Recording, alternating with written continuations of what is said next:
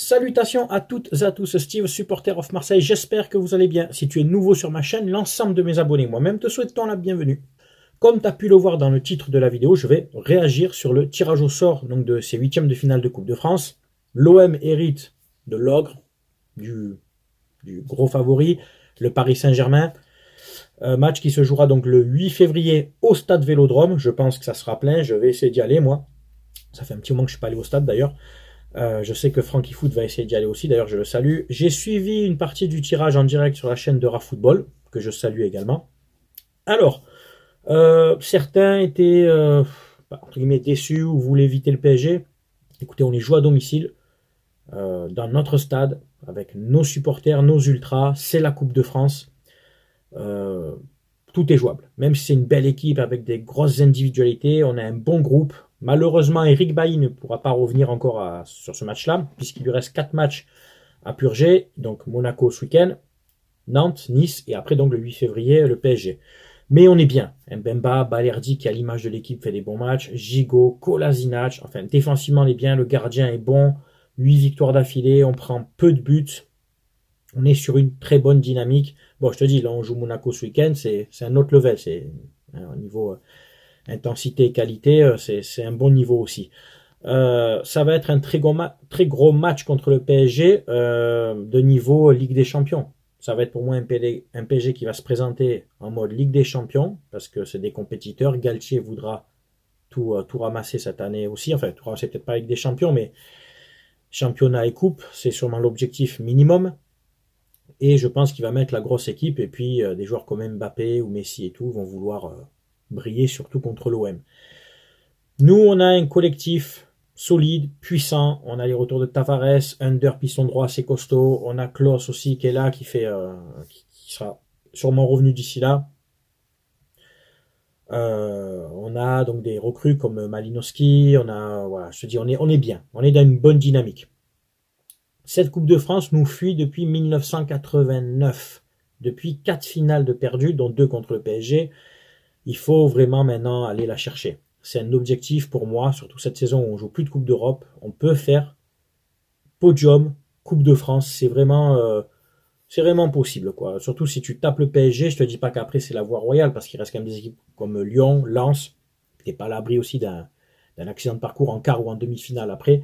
Mais vraiment, cette année, les gars, on est capable. On est capable. Rennes a battu Paris, Lens a battu Paris. Bon, je sais que Paris contre l'OM va toujours chercher à se sublimer parce que c'est le match à pas perdre. Mais nous aussi, on peut hausser le niveau de jeu, et je fais confiance à Tudor et à son staff, et puis pour faire quelque chose de bien, voilà, quelque chose de bien contre le PSG. Ce PSG qui aura un calendrier assez chargé en février, puisqu'après ils joueront leur confrontation en Ligue des Champions contre le Bayern. Donc bon, Coupe de France contre l'OM, donc gros match au niveau intensité, duel et tout, etc. Match couperé puisque c'est la Coupe de France. Ensuite en février, on rejoue le PSG chez nous en championnat, fin février. Bon, ils auront un mois de février très costaud. Ils peuvent tout perdre sur le mois de février. Je vous rappelle qu'ils sont qu'à 5 points devant nous. Ils sont à 3 points de Lens, je crois.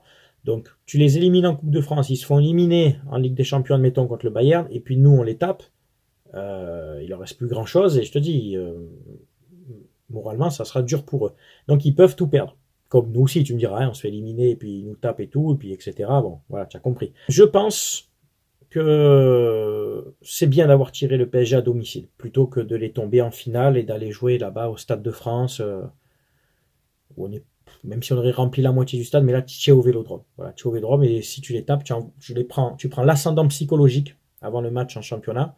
Et puis tu envoies un message aussi en Coupe de France aux autres prétendants. Voilà. Au niveau mercato, rien de particulier, pour l'instant rien d'officiel. Le joueur serbe, le jeune joueur serbe d'Hellas Vérone, qui a été entraîné par Tudor l'année dernière, Ivan Ilic, si je dis pas de bêtises, joueur de 21 ans.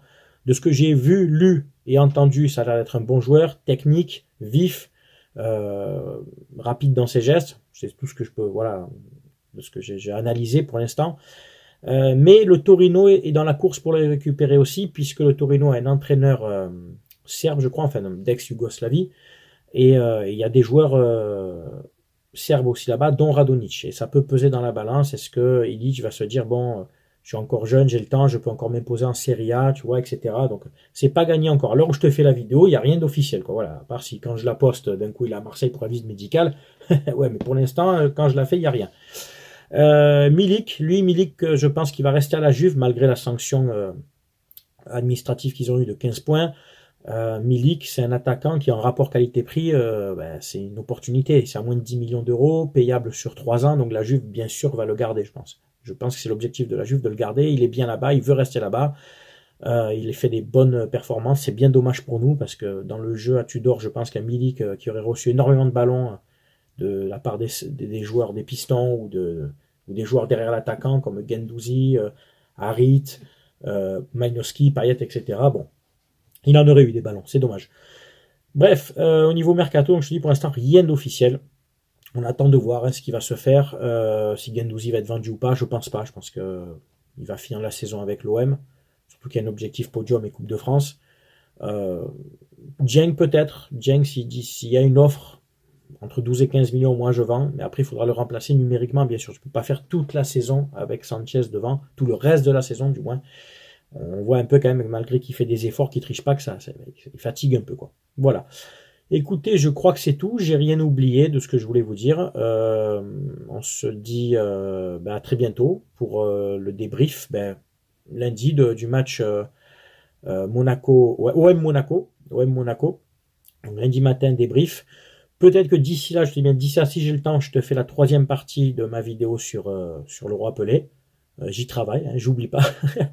Et puis écoutez, sinon les gars, je vous souhaite de passer une très belle journée. Portez-vous bien. C'est à vous de commenter maintenant, que tu sois supporter de l'OM, du PSG ou d'une autre équipe. Tu sais qu'avec moi, on respecte toujours les avis de chacun. Voilà. C'était Steve, supporter of Marseille. À très bientôt. Ciao, ciao tout le monde.